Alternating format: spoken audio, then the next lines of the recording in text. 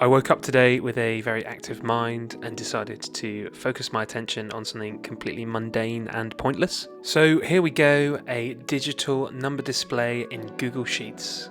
You can see that I'm starting here by mapping out the shape of each number that will be needed for the readout. Chalk it up to my morning brain, but I for some reason decided to use the actual number for each digital readout. Now that's all well and good, but as soon as I have to start filling the empty spaces with zeros, the conditional formatting fills the entire square with green.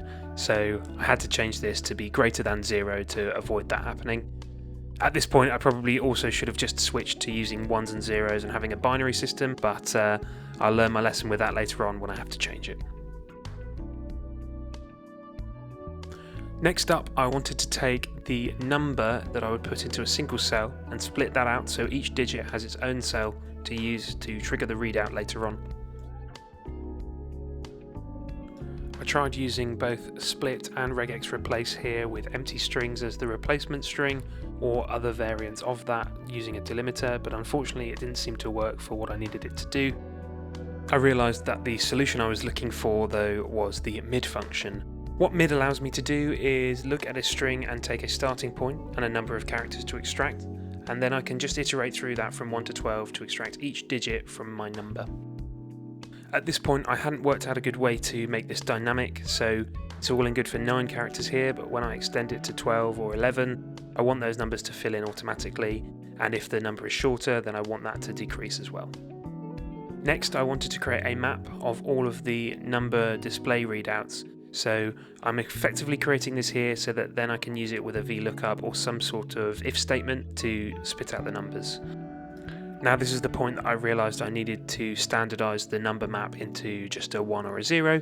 So rather than doing a find and replace 8 times, I used regex replace, which allows me to pattern match against the digits 1 to 9 and replace it with a 1.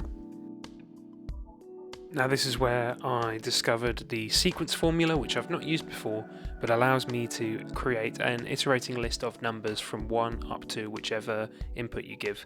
I combined this with the len formula that we were using earlier, so that that sequence length will dynamically change based on the length of the number that we're looking at, and it also gives me the input to my mid function for the whole of that too. Unfortunately, the vlookup didn't quite achieve what I wanted it to. I could very easily convert these into individual strings, but turning them into actual grids proved very difficult, so I needed to come up with a different solution for that. In the meantime, I started copying everything into my final readout sheet, which is where I want the actual digital display to live. I copied and pasted my array formula across so that I've got a reference to what I've been working on. It just makes it a little bit easier whilst we're trying out different formulas. For the end result, I want each of the digits from my input number to appear directly below the digital readout for that number. That's why at the moment I'm trying different ways to pad the data out by concatenating a bunch of zeros at the end and looking at combining that with join and split, which effectively allows me to create artificial cells between the other cells using the vertical pipe to join together first and then split apart afterwards. The vertical pipe tends to be my default for delimiting between join and split. It's so rarely used in any of the data that I'm working with on a daily basis, so it's the perfect choice. So just now moving this out of the way so it sort of exists as a control field at the top, and checking that when I change the number, the padding and the numbers all stay in the corresponding spaces. So now that I've created effectively an input for each cell within the digital display, I want to use that to drive an output. Now to start with, I just want to make sure that the logic's all right, so here I'm just creating a nested if statement that says, if it's a 0, put a 0. If it's a 1, put a 1. And you can see that that's working. What that means is I can now go through and replace the single number output with the required array literal that will allow me to display that digit. So it's just a lot of copy and pasting from here on out.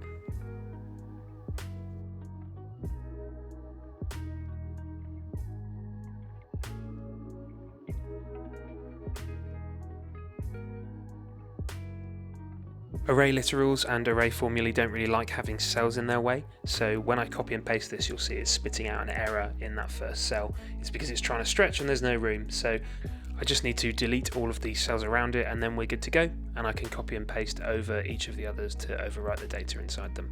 I'm changing it to black just to make it a little bit clearer because the green was getting a bit annoying and not super clear to see.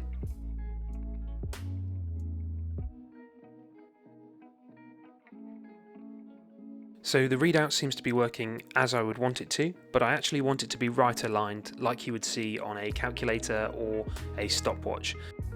To do that, I need to check how many characters I need to offset the readout to keep it right aligned. I did check a couple of different lengths here just to see what the offset looked like, but it turned out to be some pretty simple maths. I just needed to offset by 4 for every character short of 12 that we were.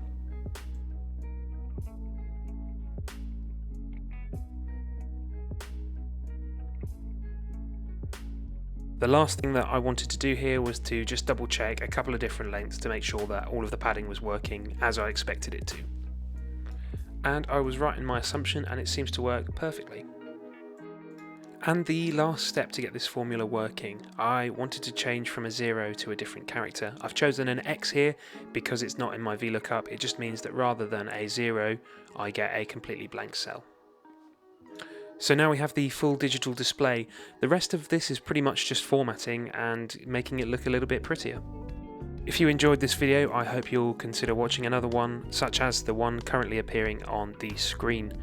I'll also leave a link to the spreadsheet in the comments so you can have a go at playing around with this digital readout yourself.